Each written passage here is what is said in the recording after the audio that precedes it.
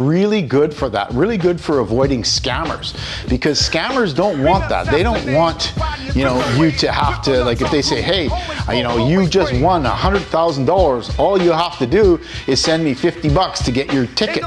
Well, you could say, okay, well, send my 100,000 by Bitcoin. Never gonna happen. Like, whenever you get any scammer out there and you start saying cryptocurrency or Bitcoin, they're not interested, because they know once it's sent, they can never get it back. Whereas if they've stolen someone's ATM card, or if they've stolen identity theft or something like that, they know that they can milk that until the bank stops it. And then the bank, in a lot of cases, as we've seen recently with some of the other banks, they're not covering some of these losses sometimes when they're like fraudulent on their own account. Like, it's not that these people were fraudulent, it's that their account got hacked, and some of the banks are not actually covering it anymore. So that's kind of scary. With Bitcoin, you don't have to trust that, because, you know, you've got your own offline wallet, it's stored, it's safe, and it's based on a blockchain. And what is a blockchain? Well, a blockchain is just a ledger. It's just like the old style ledgers that they had going back from the turn of time, where they would write in and out and the balance. It's really all a ledger is. And, you know, coming, going, and how much do you have left. And they've been around for a long time. And the definition of ledger is a book or other collection of financial accounts of a particular type. So when we say that blockchains are ledgers, that's exactly what they are. They're just a digital ledger that's out there in the internet, all over the world, and even in space, and no one can hack it, because it's an immutable device that you can look back on transactions years and years and years later, and you can confirm and verify all those transactions. So it's been around since 2009, and all the transactions since then have been recorded in an immutable, unhackable kind of way.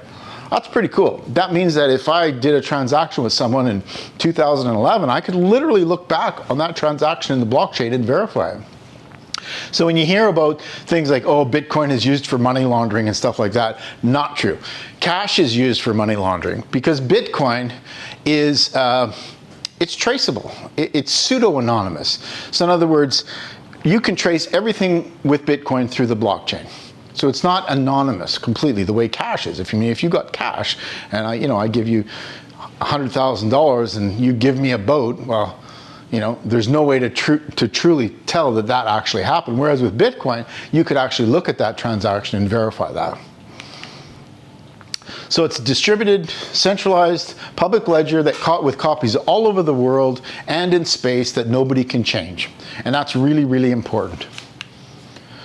So the blocks contain batches of transactions that are built into blocks, and one block is built on top of the other block, and each one is encrypted. So if you want to go back to that 2011 transaction and you wanted to hack that, you would have to hack all the transactions from now going back to then, which it's impossible. Even with quantum computers right now, it's impossible.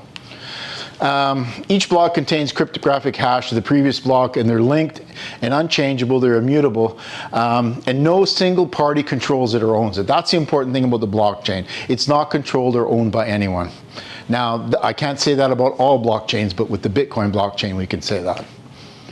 So how will the blockchain affect you? Well, there are practical things that blockchains are starting to change for people. Like, this is one, Upwork.com. It's a freelancing website where people can go and hire people and then pay for them with cryptocurrency. And when the job is done, they automatically get settled. There's no waiting for your funds. There's no, oh, I hope they pay me one day. It's all held there by this company, and then it's sent out once the job is done and approved. They do websites, they do all sorts of things. So if you think of the blockchain, it's kind of like a big database, but much, much better than a database, because it's immutable, can't be changed. Databases, and we know that databases get hacked and get changed, and people get, you know, information off them all the time and stuff like that. But that doesn't happen with Bitcoin. And smart contracts run on blockchains. One of the most popular blockchains for this is for Ethereum. And smart contracts are just contracts that are designed to fulfill a certain need. If I do this, then do this, and then do that. That's really all it is. And smart contracts can be for anything. It could be like, say, for instance, I hired someone to do some painting of the building here, and they go ahead and they paint it, and we set up a smart contract so that during certain stages of it, when they buy the materials and they're sitting at my location, a certain amount of the funds will be released to cost of the materials. When they then get half of the building done, half of the funds could be released. When the job is completely finished, after I've approved it, the funds automatically get sent. So nobody has to actually do anything other than agree to get involved in this smart contract. And there are lots of different smart contracts that do a lot of different things now, and that's only going to get more so in the future. You know, one of the best things that could ever happen, but I highly doubt that this will happen, is elections on a blockchain. There'd be none of this stuff like you hear about election fraud and things like that, because if they're on a blockchain, people can't hack it. If it's identified, say, by your social insurance number in a private way, tied into a blockchain, well, every single person in the country could verify that they vote or they didn't vote, and if they voted, what they voted for. Like in all these problems that we hear about United States, where they had all this problem about voter fraud, and some people think that they should go back to paper ballots, some people say they should go more digital. Well, nobody's talking about blockchain, and I don't understand. Because I don't think any of them really want to know the true answers. They just want to know the best way to hack it. You know, whatever side that you're on in that debate. So smart contracts, blockchains, they can solve a lot of these things. They take away the trust factor because they are immutable. They can't get changed. So what and then type of questions, i.e. when framing is done, the electrical work can be in. So that the framing is done, the framers get paid, and then the electrical work's done, and then the electricians get paid, and so on and so forth. And this can all be set up in advance. So gets us to crypto wallets, and this is kind of an important one because, you know, having these cryptocurrencies and Bitcoin and Ethereum and Litecoin and Doge and all these different cryptocurrencies, you need to be able to save them safely. So what's a wallet? Which one should you use, and what is a hardware wallet? So we start with a paper wallet, which I'm going to burn through this because I don't want anybody using paper wallets, because a lot of times that I've heard over the years here, because I've been doing this for a long time, over 11 years now, and a lot of people that I know have lost these paper wallets. They, you know, a lot of times they're printed on a thermal paper and they put them by a light and gone. You know, or they keep them in their pocket and they go through the wash, gone. All that crypto that was on those paper wallets is gone to make all of our other crypto more valuable. So it's good in that regard, but it's not good if you're the person who has that paper wallet. So I don't even like talking about paper wallets, and I don't recommend that anyone use them anymore, unless you know exactly what it is and you know how to handle it. Unencrypted paper wallets must be kept safe, just like jewels or cash. Your private QR code is there the same way your public QR code is there. So anybody that knows what that is can take your funds in a heartbeat. And this happened when Bitcoin first came around. There was a guy on television that was showing people how knowledgeable he was about cryptocurrency, and he held up the QR code for his cryptocurrency, and it just happened to be the QR code that was the private key. Well, even from network television, they picked that up and it was gone within seconds out of his wallet, and he never ever did get it back. So that's the thing, you've got to keep them safe like you would cash or jewels, and you got to make sure that if you have a safe that it's waterproof, fireproof, all that kind of stuff, because guess what? A fire goes, it's paper, it burns, coins are gone again. So paper wallets are really not a great idea. They can be stored in safes and safe deposit boxes and things like that. So if you really wanted to do one, that would be the way you'd have to store it. You can also take them and cut them up. You know, if you have like 6 members of the family, you want to make sure that the family gets something when you're gone, you could literally cut it up, give each one of them one piece of this, and if they don't come together, it's gone. But again, if one of those 6 people now lose one piece of paper, it's gone. So paper wallets are like a time bomb, and they're really risky to use. And the thing is, you can't spend from a paper wallet too. This is another thing people don't understand. With paper wallets, people think, well, I've got my Bitcoin, it's right here, but how do you spend it? Well, you can't spend it from there. You have to draw it into another, either web wallet or some other kind of wallet that has the capabilities to draw in paper wallets, and then you could then spend it. Well, I had a client recently who had a pretty significant amount of crypto, and they were not able to do anything with it because the software that they used before, a wallet that they used, which was a trust wallet, used to be able to do this, and then they dropped that feature. Now, I managed to get together with the fellow and I helped him out. We found another wallet that could do it, but how long before you can't do that? I mean, nobody knows. I mean, if the new company that's doing that now, allowing you to bring in your paper wallet, if they all of a sudden go out of business and no one else is doing that capabilities, unless you're a programmer or you know a lot about open source technology and you can download like an open source wallet and do it yourself, you're kind of stuck, you're kind of screwed. So anyways, don't do paper wallets. Web wallets, that's kind of like the wallets, and they can be good. You know, when you create a good web wallet, it generates 12 words for you and you write them down, you put them somewhere safe, and those are actually your coins. And then usually you put a pin on there so people, if they get into your phone, they can't get into your wallet. And that's a web wallet. The better ones actually let you have the private keys, the 12 words. But there are some that are not a web wallet, like for instance, Coinbase. Coinbase has a wallet that you can use, and it's an open source wallet that you can actually hold your coins in, that is safe and offline. But they also have a Coinbase exchange wallet. When you use the Coinbase exchange wallet, or any exchange, not just Coinbase, but when you use the Coinbase exchange wallet, the problem with that is you never get private keys. So you never own your crypto on any exchange. You never own the crypto. That means that if that exchange goes out of business, which has happened numerous times in the last few years, lots of exchanges have gone out of business, and you have no access to your crypto again, and it's gone. It's, you know, so these hybrid wallets that they take care of the private keys are not good. If you have your own private keys and you've put them in someplace safe, and you know you've put a pin on your phone and you've done your required due diligence, then you're probably pretty good. Managed web wallets are not good, and that's what, you know, there's been Bitstamp got hacked, Mt. Gox was one of the first ones that got hacked for billions of dollars. In Canada, we had Quadriga CX that got hacked, and over $250 million US at the time, which would be worth billions now, got hacked, and the guy disappeared. So any managed web wallet is not good, and it's not really a wallet. One of the cool kinds of wallets that I just put this one in here because it's kind of fun is one called a brain wallet. And basically what a brain wallet is you can come up with any kind of phrase that you can think of, and then you can hash that phrase. So let's make a wallet that's really, I don't know, something that I could remember. I'm born blah, blah, blah, blah, blah. My mother's name is blah, blah, blah, blah, blah. And if you can remember that whole sequence, you can then create a brain wallet, because you would just take that phrase and you would hash it, which is like you put cryptography and you make it into a hash that no one can tell what it is. So all I put in here is this is an example of hashing a brain wallet in SHA 256. That's my password. And that turns into, there's my address, that's the public address that you can send to, and there's that private key, where if you knew what you're doing, you could literally scan that private key and get any funds that are in it. Now, don't get excited, you can go ahead and scan it all you want, because I never used it, so. But anyways, that private key there is like a brain wallet based from that phrase there, and the phrase could be anything. They're just kind of fun. But again, dangerous, because you can get bonked in the head and forget your brain wallet, right? So that's not so great either. So the hardware wallet is where we get to, and that's really the best way to store your crypto. And there's lots of different hardware wallets out there.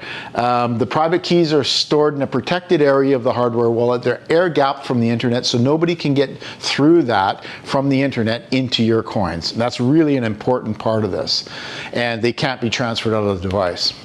And it's immutable to computer viruses. You could literally take any infected computer that had malware and everything else on it and do a safe crypto transaction with a hardware wallet, just because they can't get to it. It's air-gapped from the internet.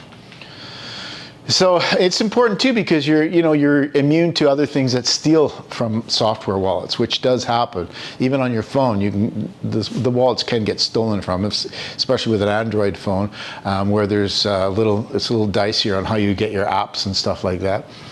Nice thing about hardware wallets, they can be used securely and interactively, as opposed to a paper wallet. Like you can send and receive from your hardware wallet.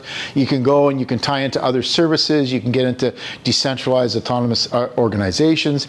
You can get into DEXs, which are decentralized exchanges. You can do all this stuff with your hardware wallet and yet never expose your private keys to the world. So you can get, for instance, MetaMask. Some people may have heard of MetaMask. It's a very popular web wallet. If you're using MetaMask and you're only using it with the web, and you've created your own password that you've written down, you're really taking a lot of risk, especially if you have a fair amount of funds on there. Whereas if you just did one more step and got your hardware wallet connected first and then connected to the wallet, the MetaMask wallet, you're completely safe, because now your hardware wallet controls the MetaMask interface.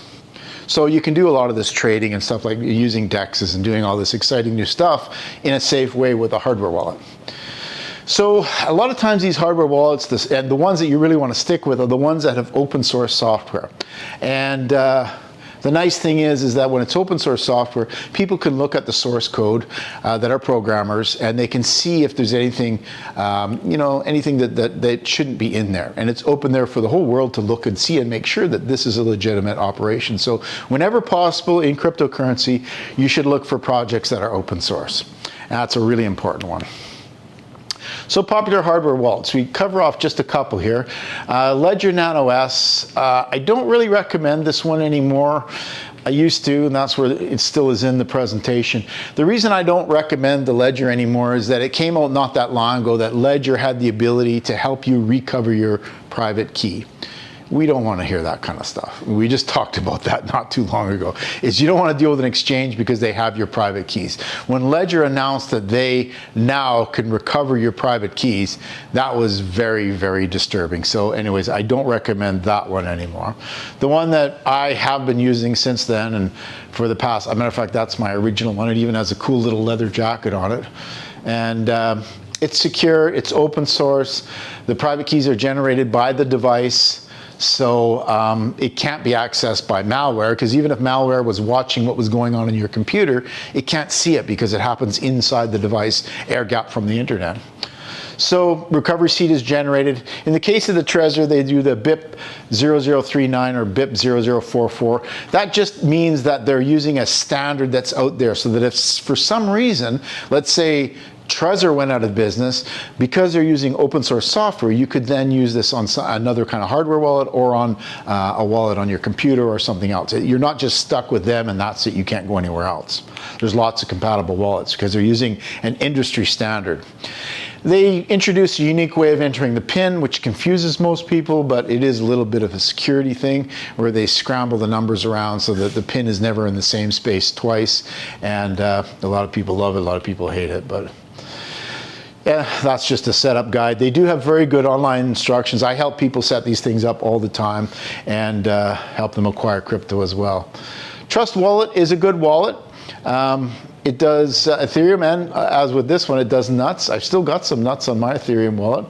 So there are a lot of other coins out there, alternative coins to Bitcoin, and we call that altcoins. And I mean, there are so many. There are literally, I think we talked about this at the last meetup, there's over 2 million crypto projects and crypto coins out there now. So this is just an example, and there's lots of them. Ethereum has a whole subcategory of tokens called ERC20 tokens. Because Ethereum is a programmable blockchain, you can program coins on there. So it's just like having an operating system. You can put programs on an operating system. With Ethereum, you can program coins on there. You can program smart contracts. You could literally do almost anything with it if you knew what you were doing. And that's just a whole bunch of other ones that are out there. And some of them are still popular. XRP, Litecoin, Dash, not so popular anymore. Zcash, not so popular. Tron is still used. Cardano is still popular. But, this list changes year to year. And some of them are no longer really even projects. So stick to Bitcoin. Jargon, that's the next thing we talk about a little bit for the Newbie Tuesday, so that people can kind of understand what some of these things mean. KYC, know your customer. AML, anti-money laundering. Company name and coin name. This confuses a lot of people. Like Ripple is the company and XRP is the token. So sometimes they're not named the same thing. The company is named one thing and the token is named another thing. So don't get confused by that. 2FA is two-factor authentication. Everybody, without a doubt, on anything to do with crypto should always use 2FA.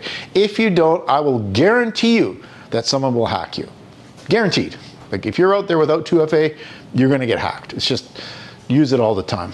And does everybody know what 2FA is? Two-factor authentication. It's like, Google has their authenticator and Microsoft has an authenticator, and I think there's several others. You can use those that'll randomly generate numbers that can then protect your account. Smart contracts, we've already talked about that one. Coin and token, some people call them coins, some people call them tokens. Most people believe that coins have their own blockchain and that tokens are created under an existing blockchain. So in other words, you would call something like Polygon a token because it's created under the Ethereum blockchain. You would call Ethereum a coin.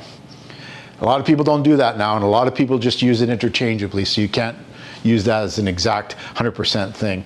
A rig can be like a mining rig, like this kind of thing here, which does GPU mining.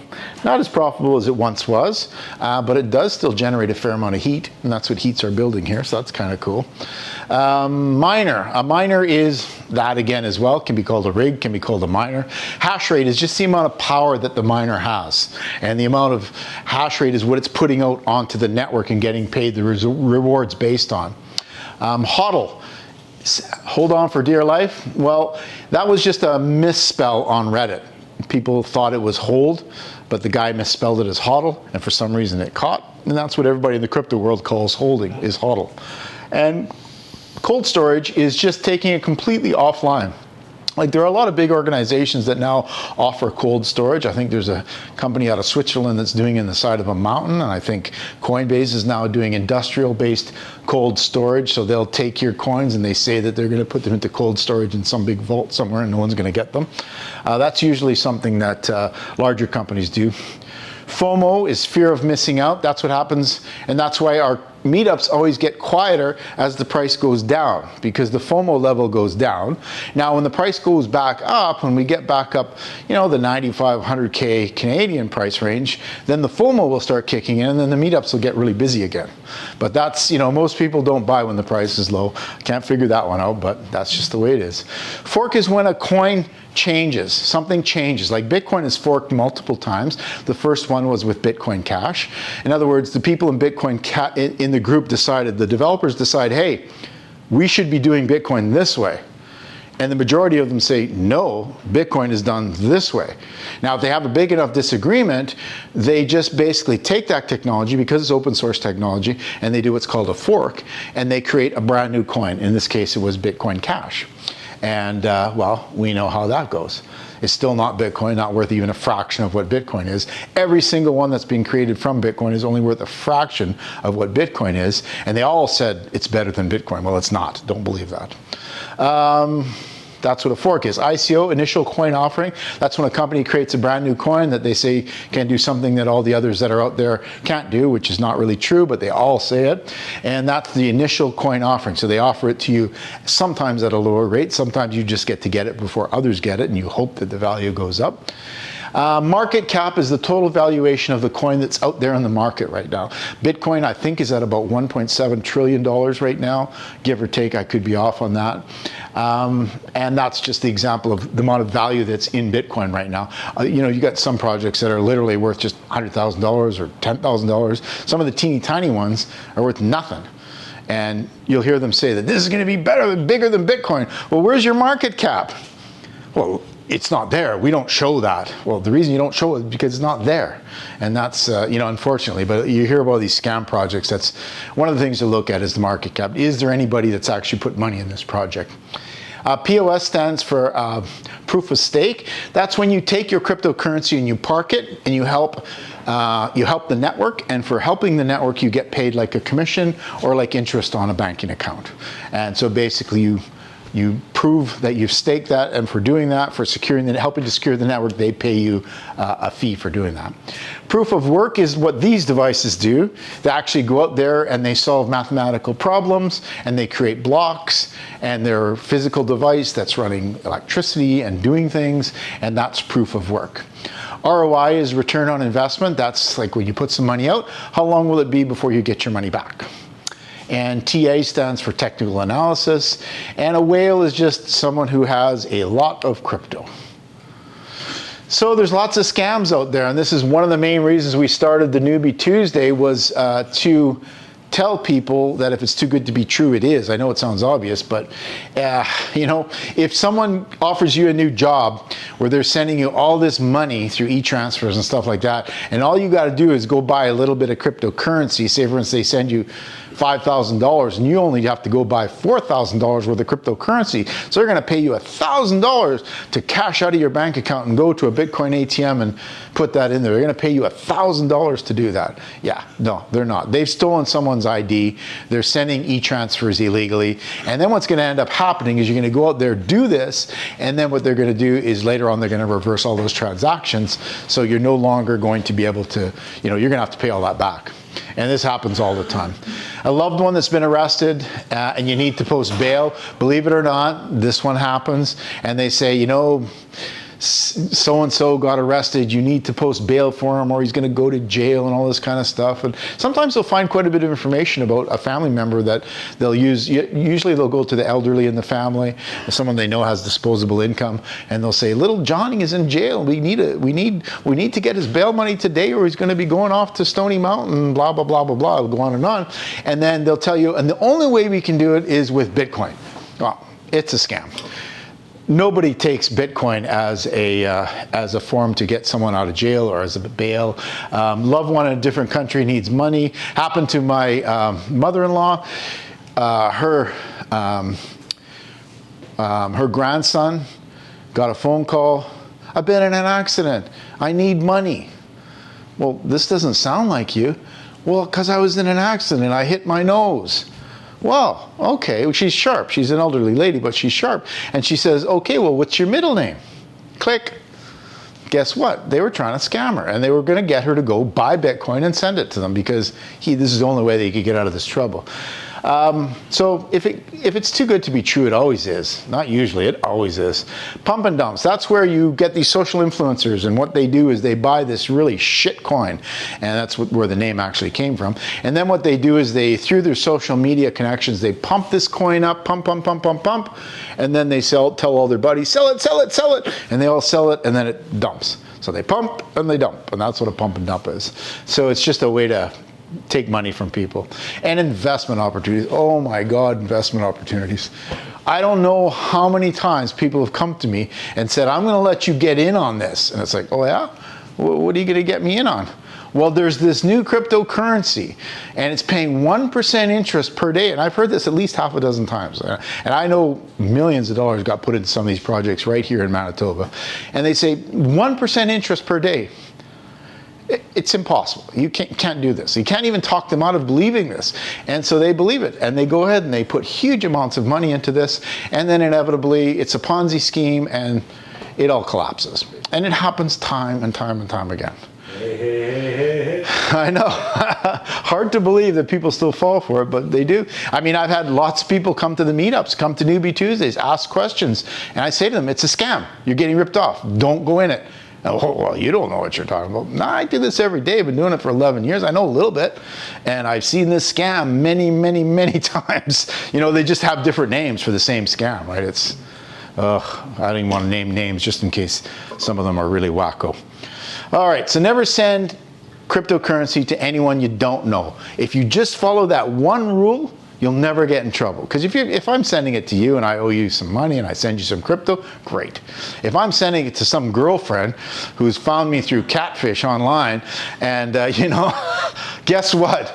That's probably some dude sitting in his underwear that's doing 100 different people at the same time. I had a client come this week that wanted to buy a whole bunch of Bitcoin to send to this beautiful young woman in the Philippines. Well, I hate to tell you, this guy's not getting any beautiful young women in the Philippines. That is not happening. And they're just taking him for his money. It's sad. And, you know, that's why we always talk about scams, trying to avoid people from getting ripped off. Because crypto's a really good thing. The scams are not. And the scams, you know, they spoil it for everyone. So, how can I get Bitcoin in Canada? Well, of course, Winnipeg BTC. See, Norm? From me, we do sell Bitcoin. Yeah, we do sell Bitcoin. I do large transactions for people right here at the store. We also have Bitcoin ATMs around town, and we've been doing this for a long time.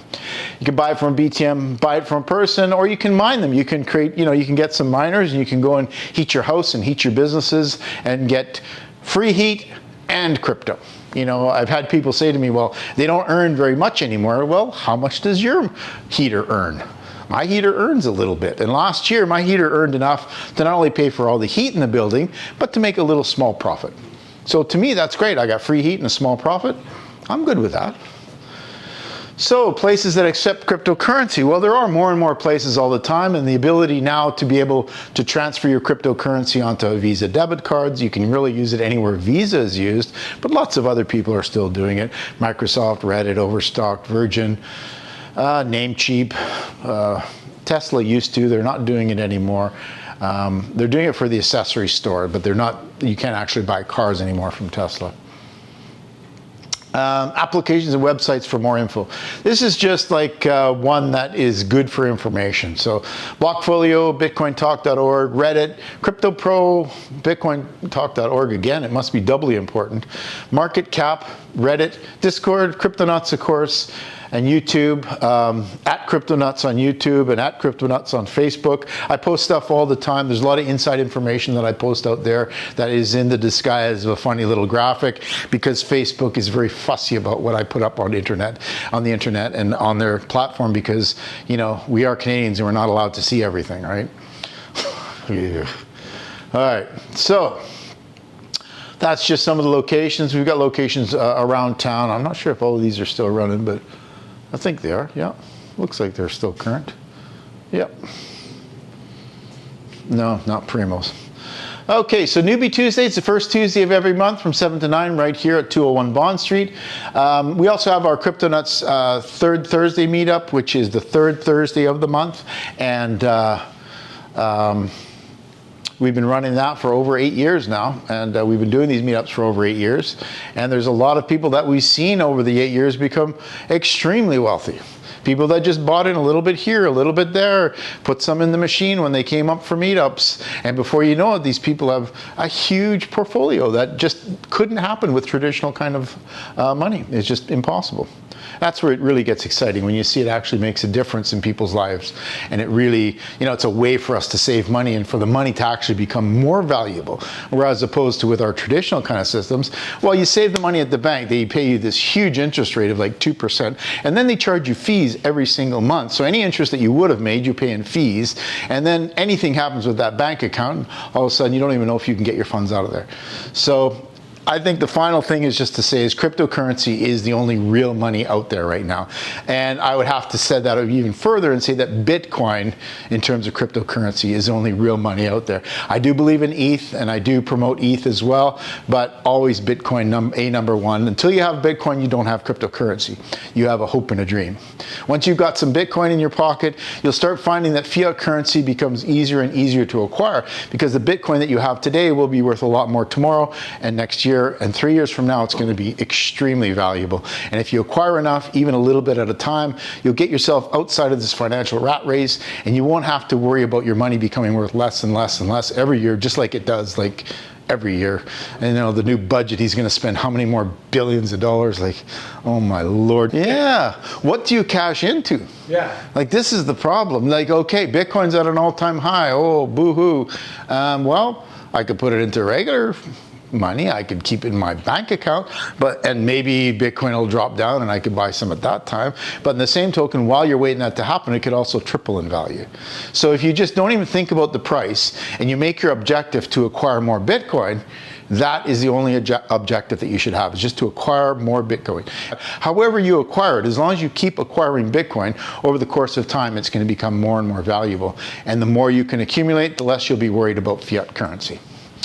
And that's about all I got. But any questions? Anybody got any questions about? One is, well, it's a scam. I heard on CNN. I heard from Trudeau it's a scam. Yeah. That's one. That's why. Have I missed the boat? You know, I talked to somebody who bought in 2009. Yes. And the answer is yes and no. Have you missed the boat? Yes and no. You missed the boat if you'd bought in 2009, 2010. None of us did. And almost everyone that bought then is already sold. So you can't even really talk about those people. The odd person that lost their wallet and then managed to recover it later, they've got tons, and they end up being billionaires and on CNN and everything as though they're some kind of genius. Meanwhile, they just lost their wallet and found it again. Because let's face it, say you bought it $1,000 and the Bitcoin, say you bought Bitcoin at $1,000 and you bought 10,000 worth. Okay, now it goes to 2,000 bucks. Well, you just made 10 grand. Arguably you've made 10 grand, but now you could cash that out and you could have $20,000. Okay, so you go, yeah, I'm doing it, I made 10 grand, woohoo! Cash it out for 2,000 bucks, made 10 grand. And then within the same year, it becomes worth $20,000. And you go, holy crap, I'm an idiot.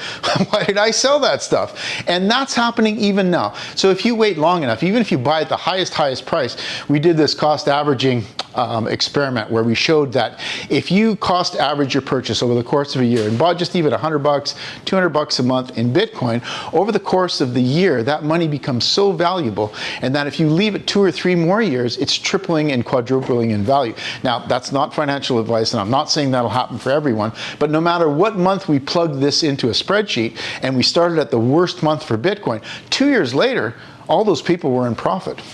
So it's a time thing. And you know, some people are savvy, or they think they're savvy, and they can go ahead and they can trade and buy and sell and long and short and, you know, 100x leverage and all this kind of stuff. In the end, you don't have to do all that. All you got to do is buy some and hang on to it and wait. And it really boils down to being that simple. It sounds too simple to be true, but that's really all it is. All these fancy footworks, and I mean, I can tell you, we've all done them. We had an AI running for a long time already. We had an AI before I had the current AI that we're using that was doing trading for us out there on the open market, and we did really well with it for a while until we didn't. But the bottom line is that if we had just hung on to the Bitcoin and waited, you don't have to do all that stuff. You don't have to worry about it, you know? Because, I mean, if you're going to buy whatever amount of Bitcoin you buy, and you're going to be checking your phone every 10 minutes, maybe this isn't the right investment for you. Because you got to buy it, you got to forget about it for a year at least, maybe 2 years, 3 years. You buy it and forget about it for 2 or 3 years, or better yet, keep buying every single month for 2 or 3 years. Watch and see where your portfolio is. I mean, traditional kind of investing with RRSPs and stuff like that, I mean, you're going to invest for years and years, and you're going to be lucky if you got a little nest egg at the end, and you're probably not even going to make it till you die. So that's not the way it is with Bitcoin. If you invest slowly, carefully, consistently, it gets very valuable. Yeah. And it's a lot more fun. Absolutely. Okay, well, I'm going to wrap that up with that.